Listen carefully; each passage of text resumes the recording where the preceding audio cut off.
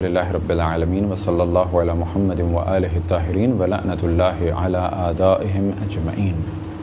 موضوع گفتگو وقت نماز فجر۔ وقت نماز فجر جو شریعت میں بیان ہوا وہ یہ کہ فجر سے پہلے ایک سفیدی سی نمودار ہوتی ہے مشرق کی جانب، اور جب یہ پھیلنے لگے تو اس وقت ہوتا ہے فجر کا وقت۔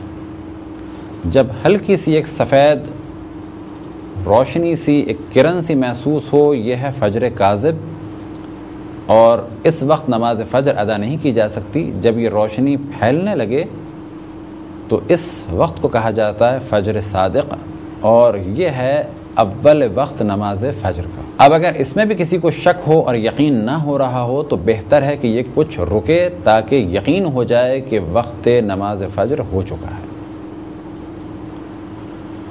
نماز کے بارے میں پہلے بھی ہم نے توجہ دلائی کہ ابتدا میں یعنی ابتدائی وقت میں احتیاط یہ ہے کچھ رکیں تاکہ یقین ہو جائے کہ وقت داخل ہو گیا، اور آخر وقت کے بارے میں احتیاط یہ ہے کہ پہلے انجام دے دیا جائے تاکہ یقین حاصل ہو جائے کہ ہماری نماز قضا نہیں ہوئی۔ نماز فجر کے قضا ہونے کے بارے میں تو بہت ہی آرام سے علم ہو جاتا ہے کہ جب روشنی نمودار ہو جائے۔ جیسے ہی آپ نے دیکھا سورج ذرا سا نکلا، اس کا مطلب ہے کہ نماز فجر قضا ہو گئی۔ لیکن نماز فجر کے ابتدائی وقت کے بارے میں عام پبلک عام طور پر اندازہ نہیں لگا سکتی کہ فجر ہوئی یا نہیں ہوئی، تو ایسے افراد کے بارے میں کہا جائے گا کہ یہ رکیں، اور اتنا رکیں کہ ان کو یقین ہو جائے کہ فجر ہو گئی ہے۔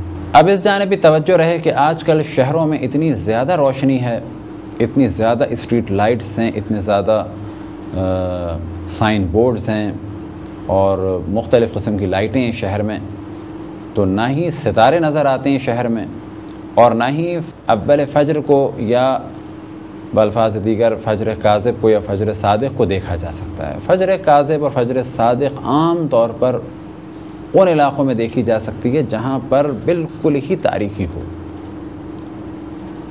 آس پاس کے کسی علاقے میں اتنی روشنی نہ ہو، لہذا عام طور پر جب سفر کیا جاتا ہے تو بہت سارے لوگوں کو تعجب ہوتا ہے کہ اتنے ستارے۔